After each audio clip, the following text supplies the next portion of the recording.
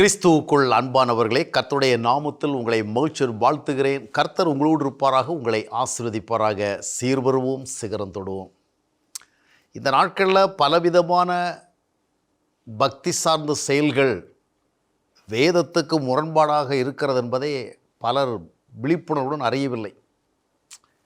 பாட்டில்களில் தண்ணீரை கொடுத்து இதற்குள்ளே தேவ அபிஷேகம் இருக்கிறது, இதை நீங்கள் அவ்விதமாக உபயோகித்தால் உங்களுக்கு வல்லமையான காரியங்கள் நடக்கும் என்று சிலர் போதிக்கிறத பார்க்க முடிகிறது.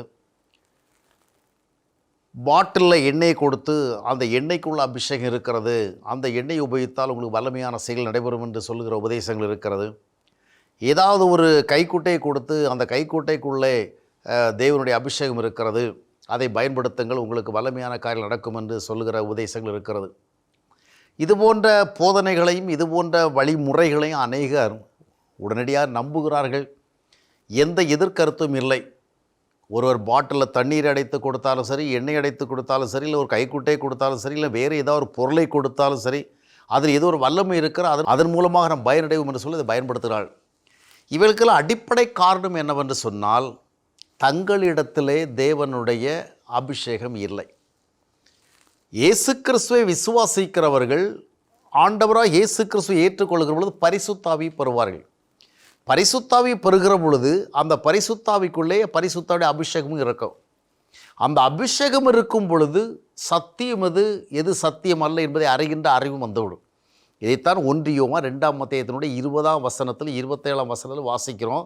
அந்த அபிஷேகமே நமக்கு கற்றுக் கொடுக்கிறது. இன்றைக்கு அறியாத மக்கள் இது போன்ற காரியங்களை பலர் அறிவிக்கும் பொழுது தங்களுடைய வாழ்க்கை சூழல்களிலே ஏதாவது ஒரு விடுதலை கிடைக்காதா என்று இந்த எண்ணெய் பாட்டில்களையும் தண்ணீர் பாட்டில்களையும் வாங்கி பயன்படுத்துவது ஒரு இயற்கையான காரியம். ஏதாவது ஒரு விதத்தில் நமக்கு ஒரு ரெமெடி கிடைக்காதான்று. ஆனால் இன்றைக்கு தண்ணீரில் அபிஷேகம் இருக்கிறது, எண்ணெயில் அபிஷேகம் இருக்கிறது, கைக்குட்டையில் அபிஷேகம் இருக்கிறது, வேறொரு பொருளை அபிஷேகம் இருக்கிறது என்று நம்பி வாங்கி பயன்படுத்துகிற மக்கள் யாராக இருக்கிறார்கள்? பல ஆண்டுகளாக கிறிஸ்தவர்களாக இருந்தவர்கள், கிறிஸ்தவ சபைகளுக்கு சென்றவர்கள், வேதாகமத்தை வாசித்து பழகினவர்கள், ஜெபித்து பழகினவர்கள்.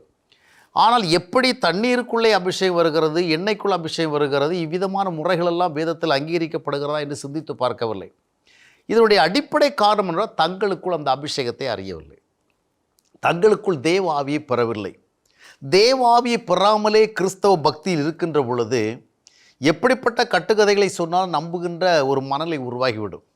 எப்படிப்பட்ட வல்லமை தொடர்பான தவறான வழிகளை காட்டினாலும் அது உண்மையை அது நம்ம ஏவிவிடும். எனவே தான் முதலாவது உண்மையாக ரட்சிக்கப்பட்டு மறுபிறப்பின் அனுபவம் பெற்று அப்போஸ்தலர் அப்படி 2:38 சொல்லப்பட்ட விதமாக பரிசுத்தாவினுடைய வரத்தை பெற்று அந்த பரிசுத்தாவிற்குள் இருக்கின்றதான அபிஷேகத்தை உணர்ந்து ரோமர் 8:14 சொல்லுகிறபடி பரிசுத்தால் வழிநடத்தப்பட்டு அவ்விதமான வாழ்க்கை அனுபவத்துக்கு வர வேண்டும். இன்றைக்கு பல போதர்கள் இவ்விதமான ஒரு அனுபவத்துக்குள் மக்களை கொண்டு வருவதற்கு பதிலாக தங்களுடைய தண்ணீர் பாட்டில்களையும் எண்ணெய் பாட்டில்களையும் தாங்கள் கொடுக்கிற பொருட்களையும் மக்கள் வாங்கி பயன்படுத்தும்படியான ஒரு வியாபார சிந்தையோடு செயல்படுகிறார்கள். மக்களை மூட நம்பிக்கைக்குள்ளே வளர்க்கிறார்கள், பழக்க வைக்கிறார்கள். ஜனங்களும் அந்த நம்பிக்கை சார்ந்து செயல்படுகிறார்கள்.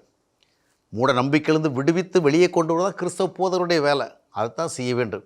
எனவே தண்ணீருக்குள்ளும் எண்ணெய்க்குள்ளும் துணிக்குள்ளும் அபிஷேகம் இருக்கிறது என்பது போன்ற கட்டுக்கதைகளை நம்பாதபடிக்கு கர்த்தருடைய அபிஷேகத்தை இருதயத்திலே பெற்று அதன் மூலமாக வல்லமையான காரியங்களை காண வேண்டும் என்ற எதிர்பார்ப்போடு உண்மையாக கர்த்தருக்கு ஒப்பு கொடுத்து ரட்சிக்கப்பட்டு மனம் திரும்பி மறுபிறப்பை பெற்று தேவனுடைய பிள்ளைகள் அந்தஸ்தை பெற்று அந்த பரிசுத்தாவின் மூலமாக வருகிற அபிஷேகத்தின் மூலமாக வல்லமையான காரியங்களை காண நாம் முன்வர வேண்டும். அதுதான் தேவனுடைய பார்வையில் பிரியமாக இருக்கும்.